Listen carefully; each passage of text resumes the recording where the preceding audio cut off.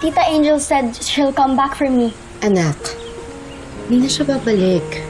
Nasa facility na siya. At kung makalabas siya doon, diretso siya sa kulungan. Mami, kasalanan niyo po kasi. Inaway niyo po kasi siya. Mikay! Anak, masama siyang tao. Marami siyang sinaktan. Pero never niya po ako sinaktan, Mami. I want Tita Angel. Oh, anak! Mikay! Vanessa! Wag na. Kailangan ko makausap yung anak ko, ma. Lalo stress sa'yo yung bata eh. Hayaan mo na si Marco magpakalma sa kanya. Sige na, Marco.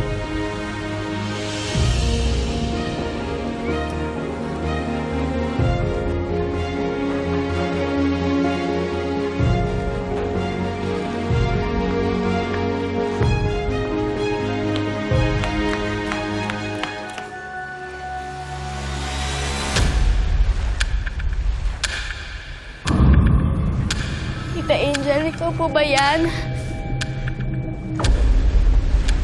Pinuntahan niyo po ba ako dito? Kukunin niyo po ba ako dito? Tita Angel?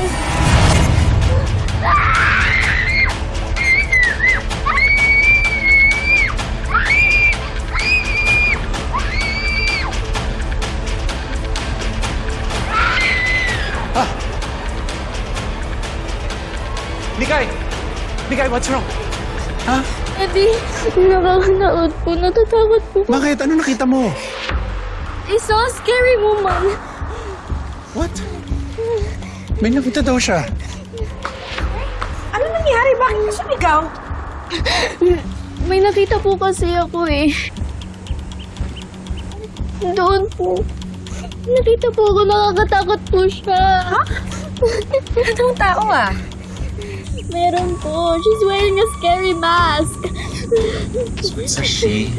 She's wearing a mask. Opo. Kala ko po she's Tita Angel, pero nung paggarap niya po sa akin, nakakatakot po siya. Saan, anak? Saan mo nakita yung tao? Doon po sa may gilid.